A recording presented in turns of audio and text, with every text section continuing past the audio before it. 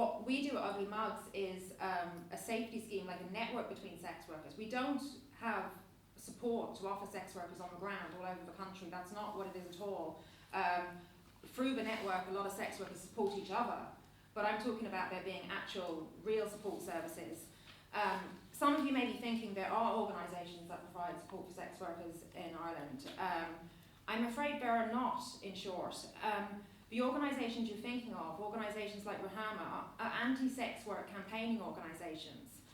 They don't help sex workers, although as part of their constant campaigning and propaganda and PR, they often give that impression. They have an extremely judgmental attitude that puts sex workers off, and they lack genuinely useful services and supports. Their only focus is on exit. They don't want to help any sex worker who wants to continue to sell sex, which is what most sex workers want support with. They want to sell sex safely and have their rights and not be discriminated against and not be treated badly. And there isn't support for that we have in Ireland, where the enemy of sex workers is in fact given all of the government funding to support sex workers. You know, it isn't defendable. Organisations whose aim is to eradicate sex workers don't and can't provide proper support to sex workers. The lack of support services also leaves this huge gap in our knowledge of sex work, of the lives of people selling sex. If nobody supports sex workers, then as a country we don't have any information or enough information about the lives of sex workers.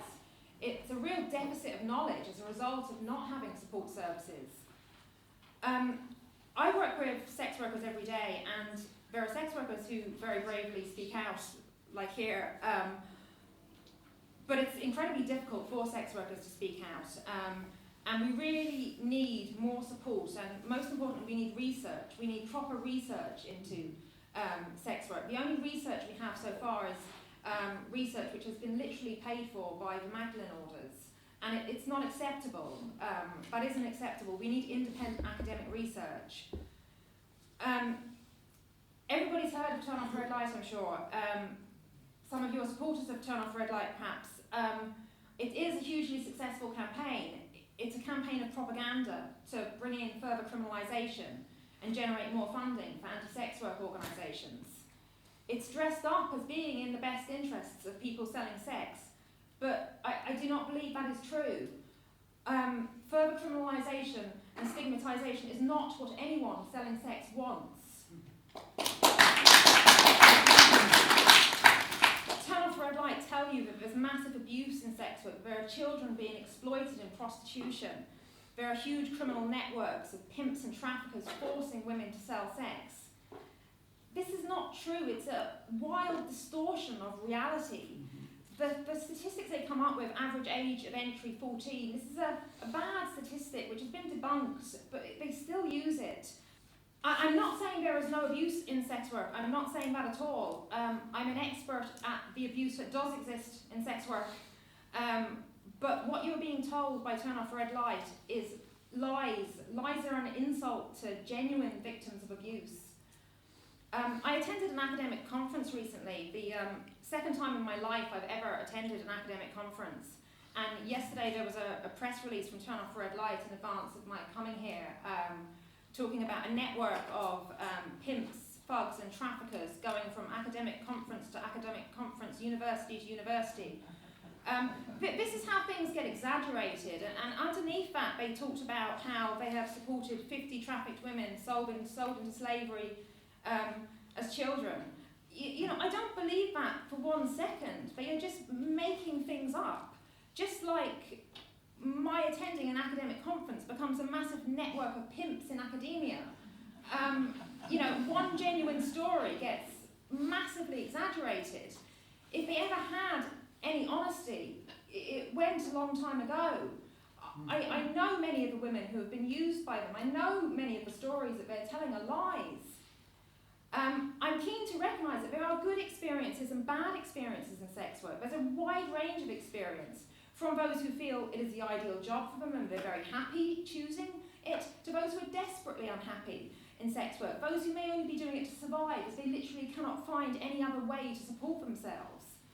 And we can talk about how unhappy or unhappy a situation can be all day, but the bottom line is all these people need their rights. arguably, the more disadvantaged people are, the more they need their rights. The Tunnel campaign has increased abuse. It's further isolated and generated hatred, and it's encouraging an environment where criminality can thrive. Sex workers and others were excluded from the Justice Committee process completely, and the result is recommendations of numerous new bad laws. There's no decriminalisation for sex workers. I have to keep highlighting this because it's like one of the biggest lies is that somehow you're criminalising the man and the woman's decriminalised. That's not true. There's no decriminalisation for sex workers under these proposed laws. It's only more criminalisation for the clients. It's also new laws against landlords to try to render sex workers homeless, the shutdown of phones used by sex workers, and the prosecution of sex workers as paedophiles if they access prostitution websites. Sex workers don't need their phones taken off them, so they can't even have the support of being able to phone a friend.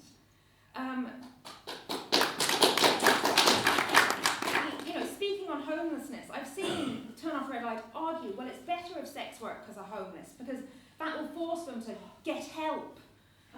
It's outrageous, this idea that sex workers should be thrown onto the street and put in such desperate situations that they have no option but to be taken in by some religious order or feminist shelter to be re-educated for their own good. Sex workers don't need to be arrested. They don't need to have their money taken off them and thrown out of the country.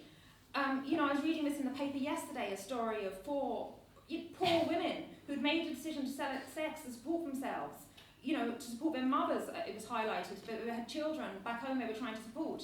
Their money gets taken off them, they get publicly humiliated in the newspapers, and they get thrown out of the country with a criminal conviction for merely selling sex. No one is suggesting that they have controlled anyone else or anything like that nature. And, whilst I'm reading that story, at the same time, Rahama are posting photos from what looks like a tea party they're having with Senior Gardaí, smiling. And I don't know what they're smiling at when sex workers are suffering. I don't know what people who are supposed to care about sex workers are doing at tea parties with police officers, happy, whilst sex workers are being arrested and abused. Ireland has a shameful history of allowing certain marginalised groups in society, so-called fallen women or illegitimate children, to be placed into the care of unaccountable people who claim they know best. They can be trusted to manage the welfare of these groups. And this has led to abuse, and it has to stop.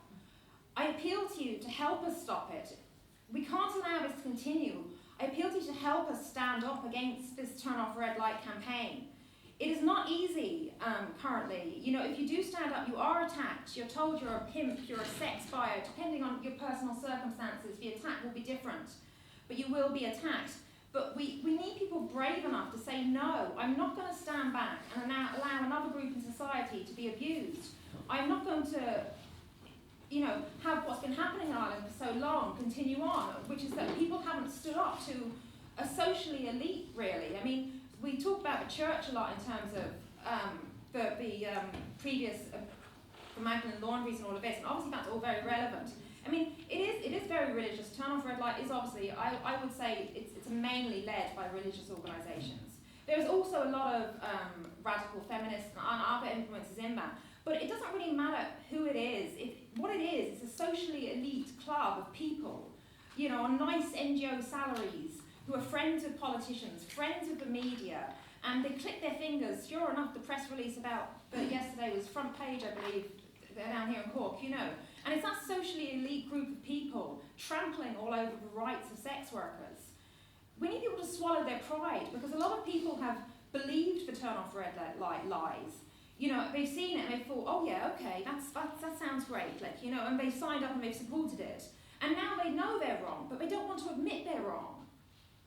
But I'm not, Turn Off Red Light are asking you to trust them. They're asking you, you don't need any research, you can be completely trusted, turn off red light, know what's best for sex workers, leave it all to them. No accountability, no research, you mustn't hear the voice of sex workers at all. Anyone who contests them like me, pimp, thug, trafficker, must be excluded from all debate. I don't ask you to believe me over them. I ask that we provide services for sex workers and that we have research. That is what we need. Things have only got worse for sex workers in recent years. You know, hate is up. Words of action, words of hate, cause actions of hate towards sex workers. Arrests and prosecutions are up. There is so much we could do, though, to prevent violence and abuse of sex workers. I work in the UK also, and in some areas of UK we're doing, there's amazing work going on to keep sex workers safe. And we could do that here, but we're just not doing any of it. And the reason is that we're living in this turn off red light fantasy world instead of dealing with the real problems. We need to act to stop the abuse of sex workers and alleged sex trafficking victims by the media, exposures of them. In research I found that sex workers in Ireland are more scared of journalists now than they are of violent criminals. That's how bad the witch hunt has become. We need the research. There's never been research into indoor sex work in Ireland, independent research. We must have that research. It mustn't be down to one person to stand here, or one group of social elite people stand here and speak for sex workers. We must have independent research. We desperately want improvements to policings. We want Garda sex work liaison officers so sex workers can actually talk to police. We want the Merseyside model, which is where crimes against sex workers are recognised as hate crimes. We want health services for sex workers. Turn off red light is a popular cause, and a lot of people want to side with a popular cause. We know there's a lot of funding on offer for organisations that support turn off red light. The media obviously loves for sensational sex slavery type stories, but it's not easy to go the other way. But I've spent all my adult life basically working against abuse, and I've worked so hard in the face of such difficult circumstances for so long in Ireland in terms of sex work, and I cannot stand by and allow what's happening here to happen. Sex workers are strong, brave people. It takes guts to be a sex worker. Whatever happens, sex workers will survive. They will adapt around, obviously, any new legislation that comes in. The idea that if you close down their phone numbers, they'll just use Skype, it's not going to work. You're not going to eradicate sex workers. But the laws being proposed and the hate campaign going on, it harms sex workers. And many people selling sex are going to be hurt, even killed, if we bring in more and more bad laws and more hate. And the horrific consequences for sex workers of all these actions are very readily predictable. So I'm here really today to just ask you to please join us and stand up and say no to the Turn Off Red Light campaign.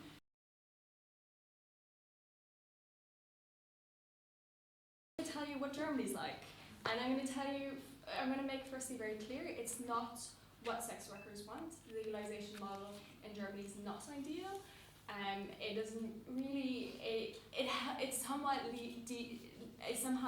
decreases the stigma a little bit, but really what you're looking for is a model like New Zealand. I'm not sure if people know what New Zealand is like. It's decriminalisation. Actually, I want to have to put up a hand. Who knows what decriminalisation is? Ha! So we're all talking about decriminalisation, people don't know what it is. Okay, so when you have a decriminalisation model, what you're talking about is you're removing it from criminal law. So in Germany, you still have it under criminal law. So you're dealing with the police. If you're dealing with a decriminalisation model, when you have people coming to look at brothels or wherever else, they are looking at, you're dealing with health inspectors. That's who you're looking at. And you're not dealing with the police. Like with the police, you're deliberately considered a criminal. And I think we need to make that differentiation. We need to see it as work. That's the most important thing. Because that's where you're going to get the safety. There's going to be regulation there in place, but not with the police, but people who are dealing with labour law. And that's where, because especially marginalised people are going to be afraid to deal with people. These are what Rohama are going on and on about. They want to take care of the marginalised people, but bringing in something like criminalising clients is not going to keep the most marginalised sex workers safe. What I spend half the time worrying about is whether or not the police are going to book me in, and they're going to find me, or worse again, they can make my life holy hell. And so they'll know who my face, know what I look like, and in Germany one of the things is they can stop and search you all the time. No problem whatsoever. In brothels they can go in because it isn't under the same business law, because it's still not properly considered a job either there. They can go into brothels and they can go and search all the women and ID them. In Germany you always have to carry an ID with you. So what happened, so you have the 3 hotels, and they're not, so where most of the money will be made is if you wanted to be in the city centre or something like that. They're all out in industrial areas. That's not safe. They're out, especially if you're working later, where you're more likely to be booked later, and that's not what you want. You want somewhere city centre, and what actually ends up happening is most women don't really work in those 3 hotels. I think I worked there once, and you get booked in, and like there's still that fear. And it's a fear that I have all the time, like I'm scared that I'm going to get booked in, but I need the money. And girls, other girls are going to do it, and especially if they have any sort of like issues regarding their status, especially migration status here, they're going to do it anyway, no matter what. And so they will. And the thing is, like, even if, let's say, they want to complain about a client, they can't even call because they're the same people who are going to book you in or tell you off and fine you or whatever else, or arrest you for just working in the wrong place, for working in the place that's not okay, for working in an apartment, for working in a hotel. And actually, you know, hotels are safe. You can call down in the lobby and it's like, oh, something's happened to me or whatever else, but that's ignored. And what I really like to see is what I want to see in New Zealand, where in New Zealand it gets treated like work. It's removed from the criminal law completely, and it means that as well. So one of the things what Lucy has just mentioned, if you work as a couple of people together here in Ireland, if you're more than one, and it's nicer to work with another person because you do have that safety. You can work up to 4 people in a place from an apartment. You can also work anywhere. It doesn't matter where. You work on the street, or you work from an apartment, you work from a hotel, and that has certainly made it safer. And there's been, one of the things is, what basically I think the biggest problem here in this work, there's a lot of stigma. And if any of you saw on Channel 4, there was the Love for Sale from Rupert Everett. And if you see Rachel Moran, which is one of the former sex workers that Rohama uses, at the end, when they have the discussion with Brooke McGetty and Rupert and her, she ends it by saying, we need to increase stigma. We need to increase stigma, and that will make sure that people don't enter into the industry. And for me, that is a scary thing because stigma has killed. In Sweden, where they have introduced the criminalization of clients on behalf of, for gender equality reasons, there was a woman called Jasmine last year. She was killed. She was killed by her husband, and it was related to that stigma. Because what happened was she said to, so she and her husband divorced. Her husband was very abusive, but her kids got taken away from her because they considered her job immoral. And they said, you need to come back, get a different job because your job isn't right. But we're going to hand your kids to an abusive person.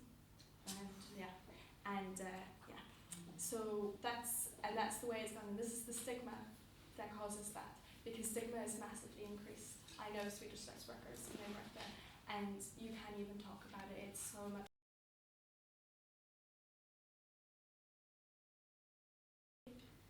It is essential we hear working women who are saying the only way to target harmful aspects within the sex industry, to support the most vulnerable, is with more transparency and open communication within the sex industry, with appropriate police protection, and with more support structure and services for those in this sex industry. These extremely critical points are key in discussions that we should have. But right now, what thrusts its way to the forefront of my mind is the urgency of the underlying pressing point that this is indeed a feminist issue. Women will live with inequality, oppression, and danger as long as we are not given full, complete, and absolute governance of our own bodies. Do take seriously the fact that blurring the line between rape and consent is very dangerous business. Women can only clearly say no when they can also say yes. I've heard that sex work is sexist and misogynistic. I say the entire society is sexist and misogynistic. Give women the respect to make their own decisions. This demands more dignity. Stigma is condescending at least and dangerous at worst. It is systemic and it perpetuates a standard. Women's knowledge of herself is called into question. And we systematically continue to doubt that women have equal mental strength. To create a climate where a woman does not have the option to sell sex prevents us all from eventual freedom of self-determination and is completely unfeminist. Feminists support women's right to self-determination, and all of us here today, we are feminists. This is my self-determination, and I ask for your support.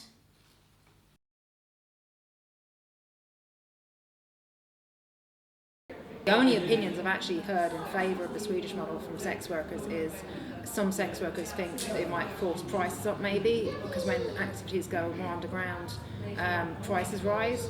So some sex workers have from a purely kind of cynical money-making thing. I've heard an argument of like, you know, they might think they might make more money under the Swedish model. But I don't know anyone in sex work, I've never met anyone who could actually argue that it's helpful to sex workers. It's not helpful, it's unhelpful to all sex workers and bad, and that's like a unanimous thing. You're not going to find people selling sex that want to be criminalised and stigmatised. That's not, you know, the people that are saying that are anti-sex work organisations, and they have a, you know, a group of women who term themselves survivors of prostitution, who hold that view, who are not currently selling sex. But amongst people who are currently selling sex, nobody wants a Swedish model. Everyone sees it as bad. There's no support for it at all. Most people are not trafficked or coerced in my experience.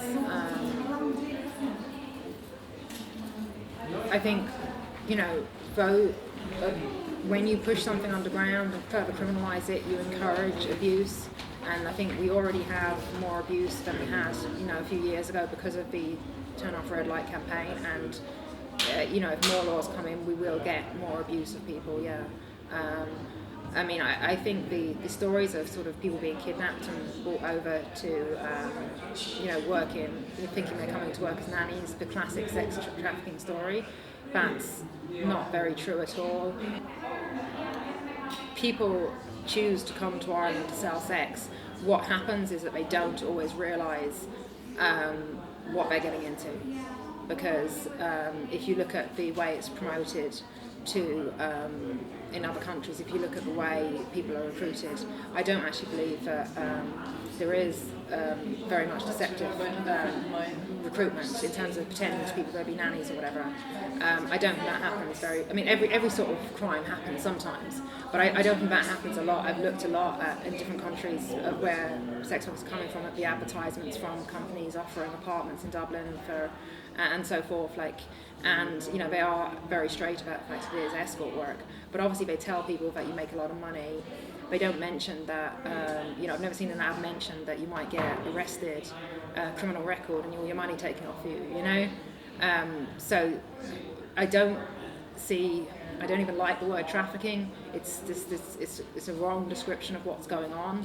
But certainly we do see migrants, people voluntarily migrating to Ireland to engage in sex work who are subject to exploitation and abuse once they get here.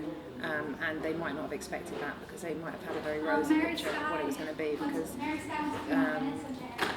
the advertising for recruitment by people offering services like apartments in Dublin, they're not, I've read their advertising, some advertising on the internet, and they're not explaining the downsides. And in fact, when we talk about trafficking and these stories of being locked up and stuff, I actually associate that more with police custody, and a lot of people are extremely traumatised by their experience of being arrested and dragged through court and all of this, and that has a very lasting impact on their life, and that's far more common, I would say, than any sort of tied up people.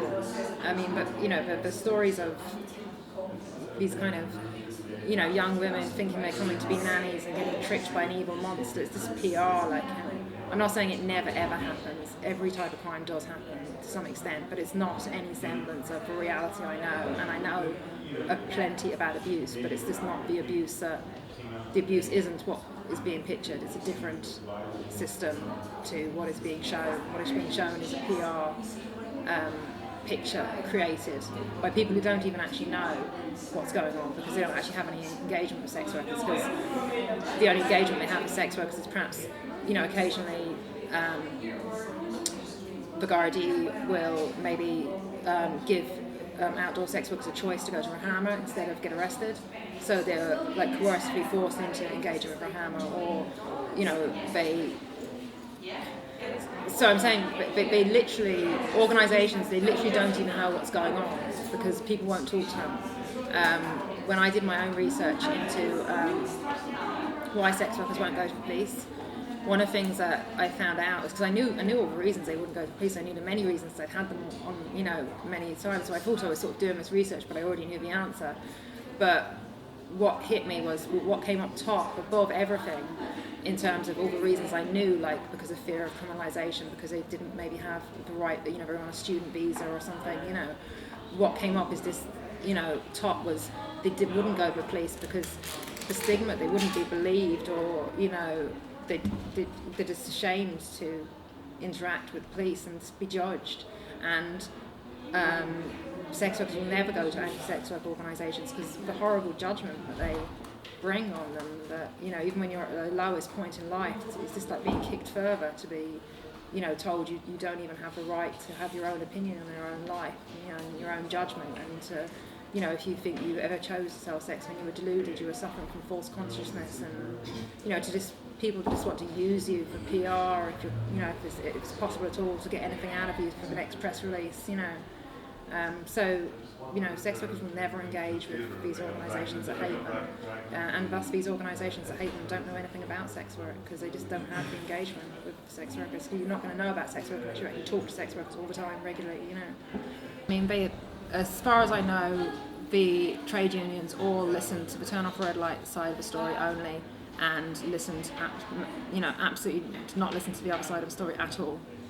Nobody I know in any capacity who's ever tried for trade unions to get in and get a different point of view across has had any success. It has been completely and utterly just, a deal was done between turn off red light and trade unions would join. And I believe, some people in the trade unions probably fell for it like a scam, I don't think, that everyone that supports turn off red light, there's a hate of sex workers which is going on at the top of this, but I don't believe that filters down to everyone, and I think a huge number of people supporting turn off red light are doing so for other reasons, and it might be selfish reasons of You know, it's like the kind of the NGOs back each other up, all keep the funding going to each other and all support each other to keep the, you know, the gravy train going of them being in control is one thing that goes on, and so people just support it because that's what you do to keep the established people in their places.